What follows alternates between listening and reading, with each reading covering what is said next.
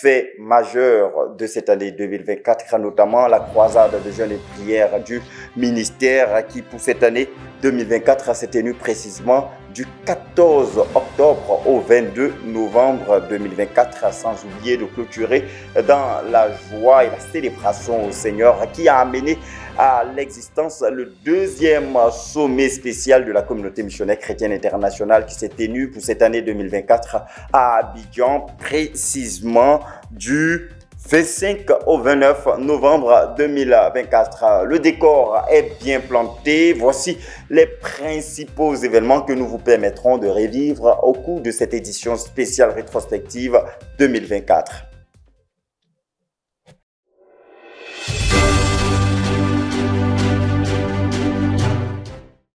Nous poursuivons notre élan rétrospectif et cette fois-ci, nous parlons de la croisade de jeûne et de prière du ministère. Pour cette année 2024, cette croisade phare de la communauté missionnaire chrétienne internationale au niveau mondial s'est tenue précisément du 14 octobre au 22 novembre 2024. Dans ce grand format, nous vous permettons de revivre les faits marquants ou les principaux faits qui ont marqué cette croisade ici à la CMCI Côte d'Ivoire.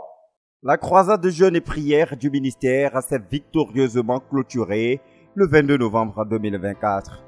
Ce fut 40 jours au cours desquels les saints de la communauté missionnaire chrétienne internationale ont coopéré activement avec le Seigneur dans le jeûne et la prière en vue du réveil spirituel traduit par le retour de chaque frère au prier amour pour le Seigneur.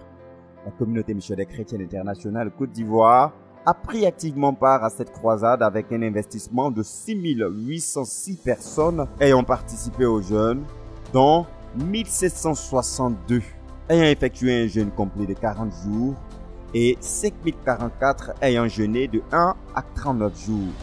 Des chiffres concernant les statistiques recueillies à la date du 22 novembre.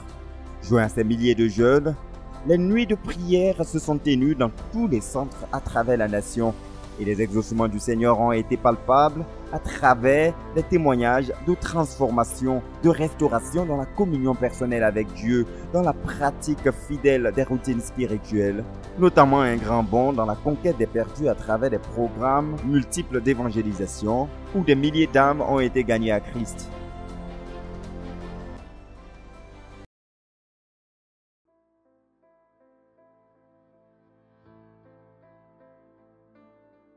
À l'apothéose de cette croisade, à Abidjan, sous la direction du pasteur Boniface Bégué, près de 3000 frères ont pris part à la dernière nuit de prière pour consolider les acquis de cette croisade.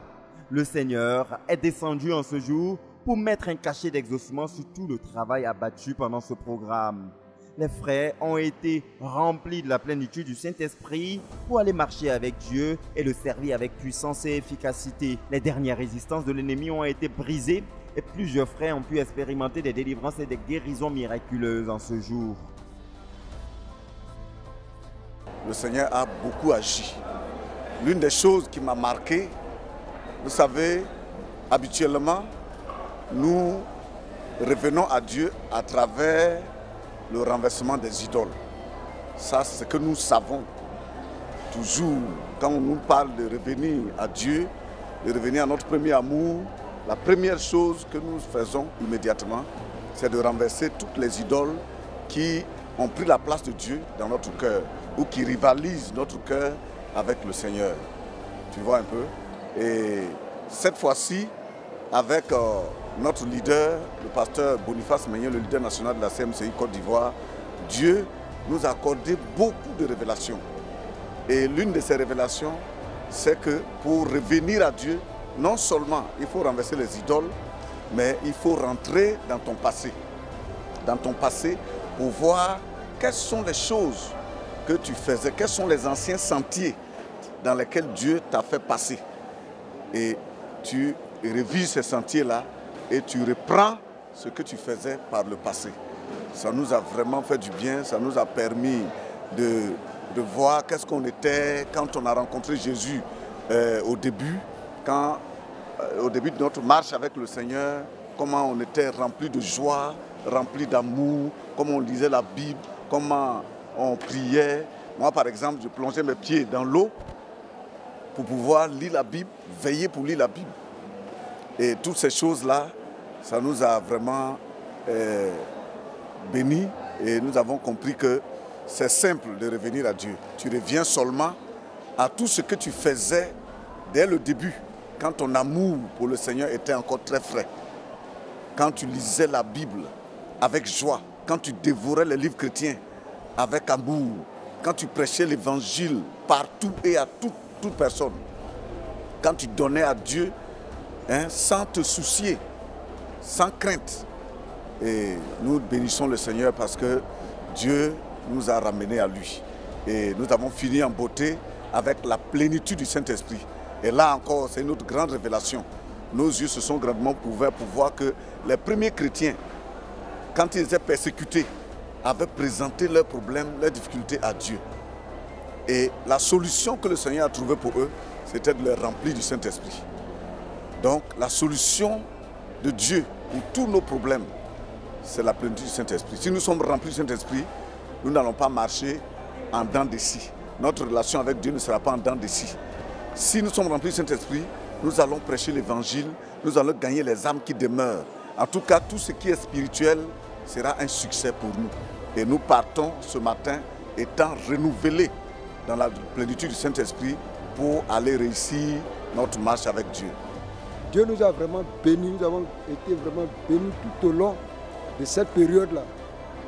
Et il faut dire que le pasteur Boniface Menir, qui est le leader national de la CMC Côte d'Ivoire, nous a conduit premièrement pour certaines personnes à renverser les idoles bien entendu, mais nous a vraiment bénis.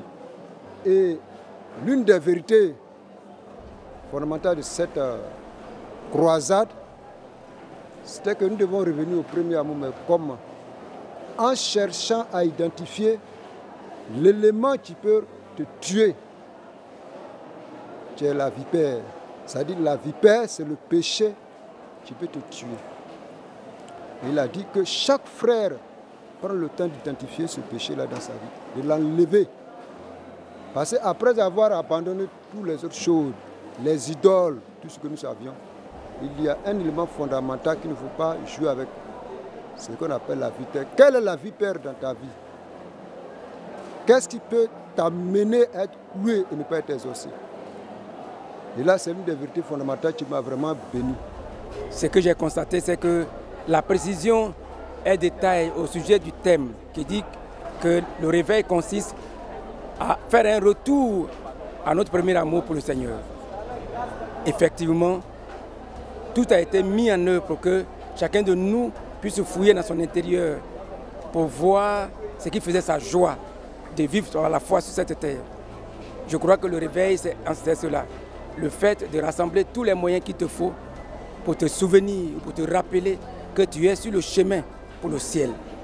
Afin de garder toujours le contact avec le Seigneur et garder la joie de vivre, garder la joie de faire le travail. Donc, à mon avis, ça a été un plein succès. Parce que tout au long de la croisade, nous avons écouté des enseignements aussi différents que nombreux.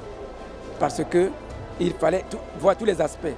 Cette fois-ci, l'innovation, c'est qu'on avait l'habitude de dire, pour le retour au premier amour, il fallait toujours renverser les idoles de cœur. Les idoles de cœur. Cette fois-ci, ce n'est pas juste le renversement des idoles de cœur. Il faut aller plus loin. Le réveil consiste même à encourager quelqu'un qui était déjà normal à aller de l'avant, à faire des progrès. Donc, c'est la révélation nouvelle qu'on a eue. Le réveil consiste à se rappeler aussi des bienfaits de Dieu dans notre vie et de rendre grâce. Le réveil consiste à pouvoir donner à Dieu toute la place qu'il mérite. J'ai retenu, je crois, quelques notions fortes. Il a dit que le réveil spirituel vient du fait que d'un désir profond de vouloir. Parce que quand tu désires quelque chose, en tout cas, tous tes sentiments y vont pour ça et tu dois pouvoir travailler à cela. Et j'ai retenu aussi qu'il a dit que le réveil spirituel est un travail à faire. Il faut travailler à être réveillé. Ce n'est pas quelque chose qui se décrète, mais c'est un travail que tu dois faire pour que vraiment tu puisses en arriver. Et je crois que ce dernier jour, pour finir, je crois qu'il nous a encore donné une grande notion de savoir que pour que le réveil soit véritablement, il y a la plénitude du Saint-Esprit.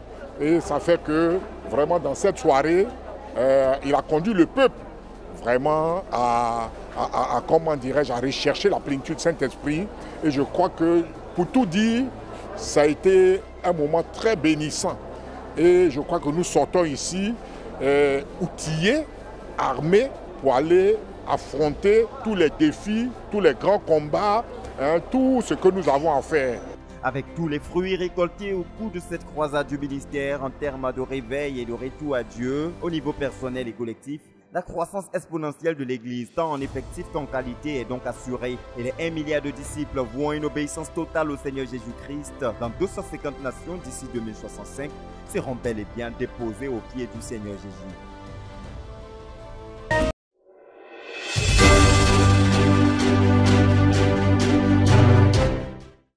Juste après la clôture de cette croisade de jeûne et de prière du ministère, le Seigneur a amené à l'existence un grand rendez-vous de la communauté missionnaire chrétienne internationale qui a marqué ces derniers instants de cette année 2024. Il s'agit bel et bien du sommet spécial de la communauté missionnaire chrétienne internationale tenu à Abidjan, précisément du 25 au 29 novembre 2024, un sommet spécial qui restera à jamais gravé sur les pages d'or de l'histoire de la communauté missionnaire chrétienne internationale. Revivons les principaux points marquants de ce rendez-vous solennel dans ce grand format.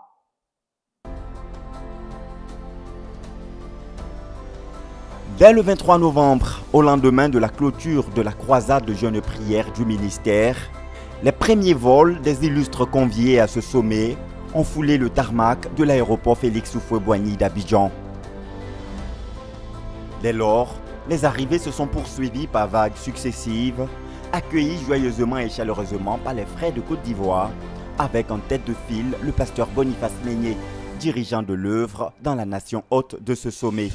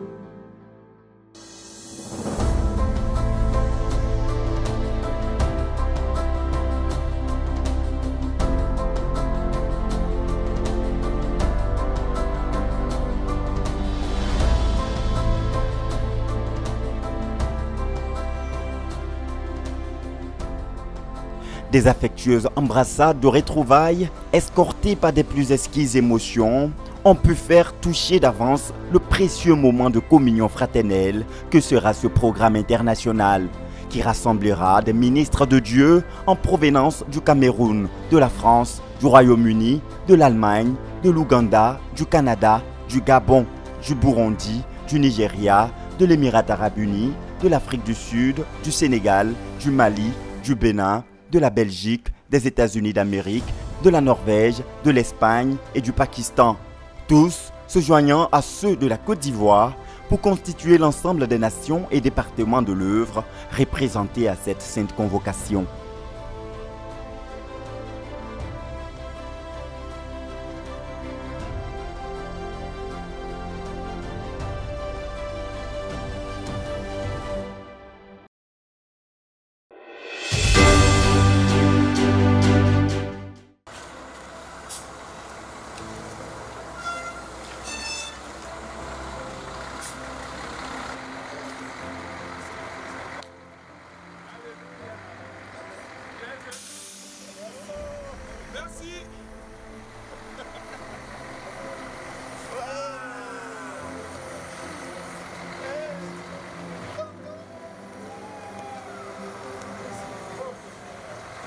En prélude de ces 4 jours du sommet spécial Abidjan 2024, une rencontre de bienvenue et de communion fraternelle s'est tenue chez les Meuniers, où un dîner a été offert aux délégués.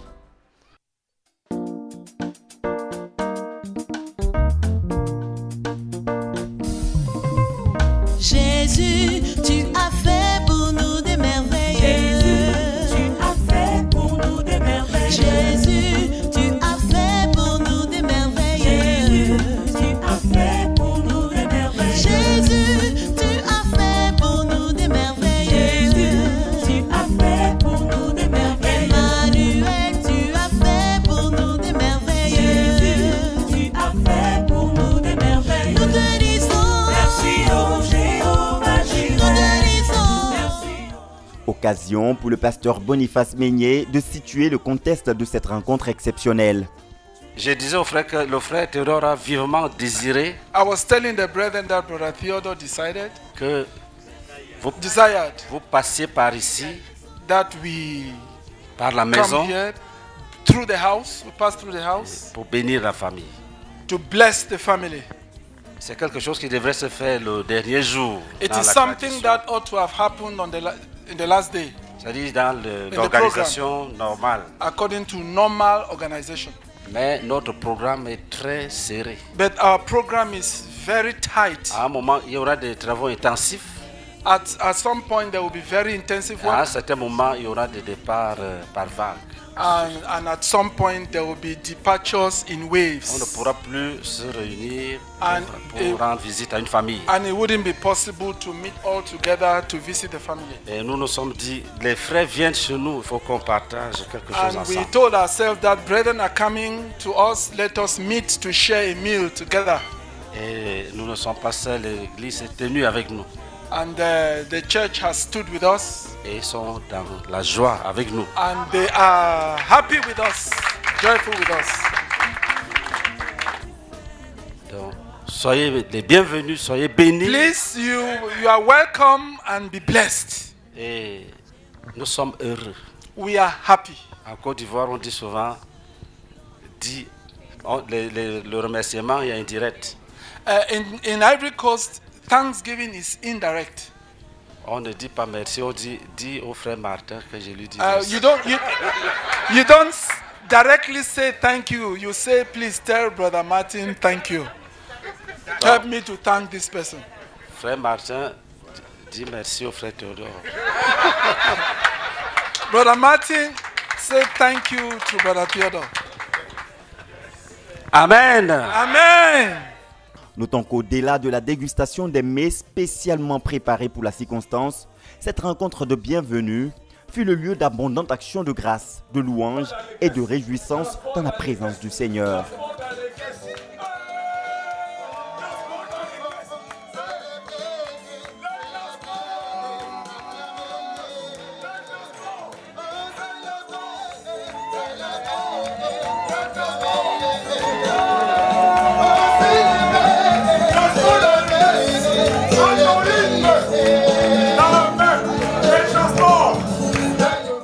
Une ambiance festive, agrémentée par des pas de danse qui pouvaient donner une idée de ce que David a pu faire devant l'Arche de l'Alliance.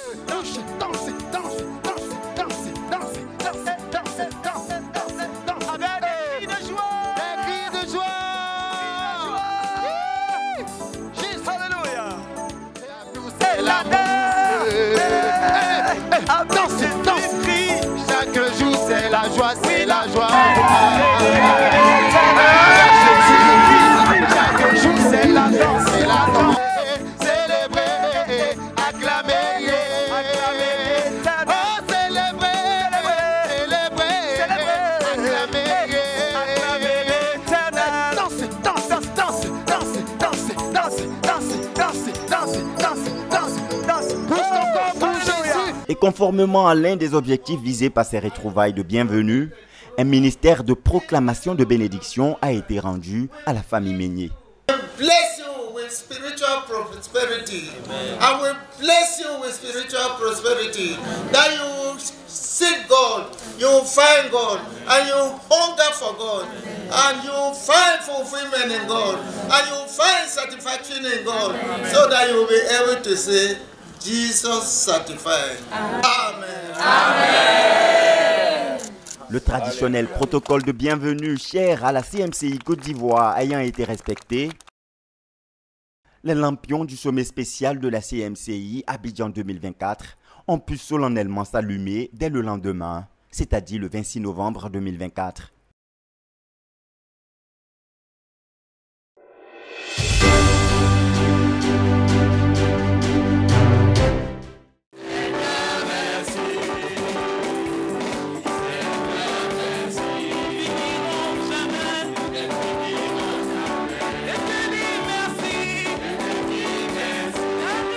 Il y avait de quoi célébrer le Seigneur et lui offrir des actions de grâce garnies d'allégresse, lui qui a encore manifesté sa fidélité et sa bonté envers son peuple de la communauté missionnaire chrétienne internationale, en amenant à l'existence et en gratifiant de sa providence le sommet spécial de la dite communauté tenu à Abidjan du 26 au 29 novembre 2024.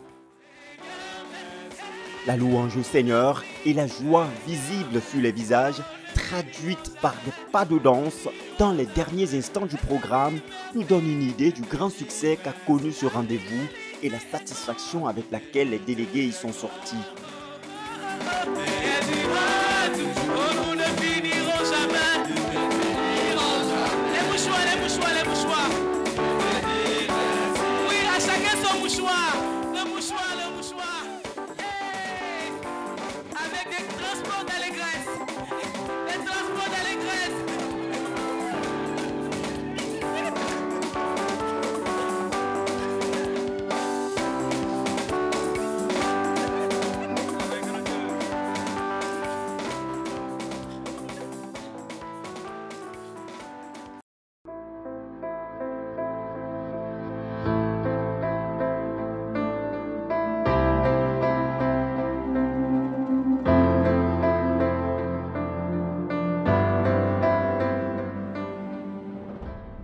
Ce fut 4 jours très déterminants pour l'avenir de l'œuvre au regard des travaux critiques autour desquels se sont articulés les différents pans du contenu de cette sainte convocation qui a rassemblé une 60aine de délégués en provenance de 20 nations, essentiellement des ministres assistants du leader Théodore Ndossé et certains de leurs plus proches co-ouvriers.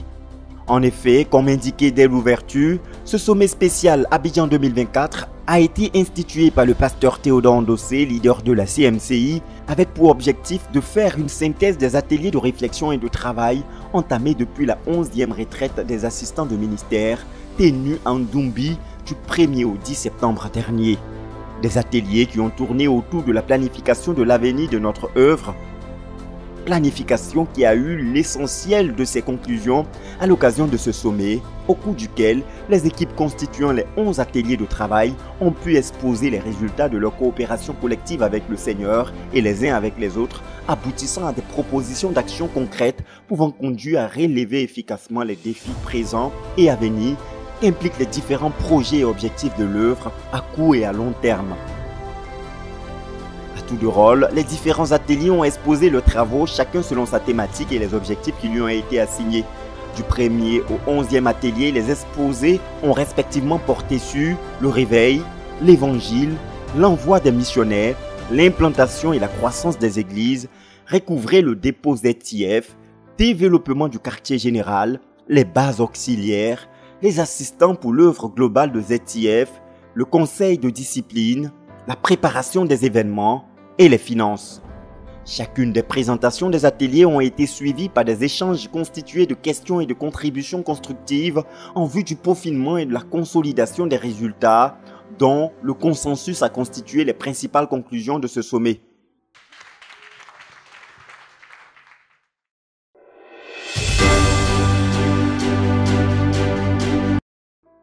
Il est à préciser que ce premier sommet spécial Abidjan 2024 a donné une forme manifeste à l'un des fardeaux du leader Théodore Ndossé, développé de diverses manières au cours des dernières rames, à savoir voir se constituer dans notre œuvre un modèle de leadership porté par un corps d'amis en fusion de cœur qui se tiennent avec le dirigeant principal pour poursuivre et accomplir les objectifs échelonnés de l'œuvre devant conduire à l'atteinte du but global.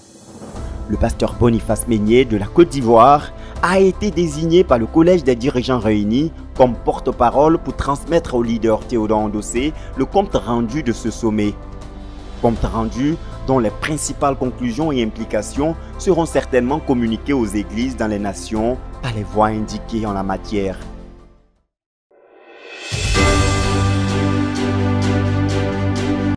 En substance, sous la coordination du pasteur Constant Yonké, tous les échanges constructifs et les exposés des ateliers qui ont marqué ces 4 jours de ce sommet spécial ont été portés et couverts par une coopération active avec le Seigneur à travers la prière.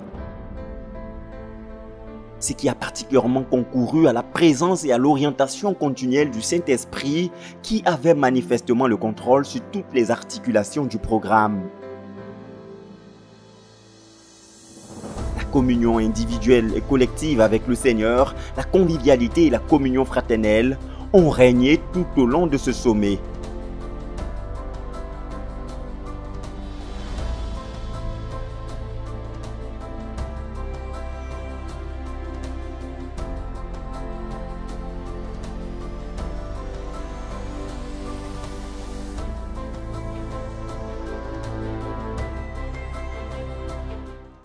Le tout baigné dans la louange et les abondantes actions de grâce au Seigneur, par les prières et par les chants, comme on a pu bien le constater dans les derniers instants de ce rendez-vous glorieux qui restera gravé à jamais sur les pages d'or de l'histoire de la communauté missionnaire chrétienne internationale.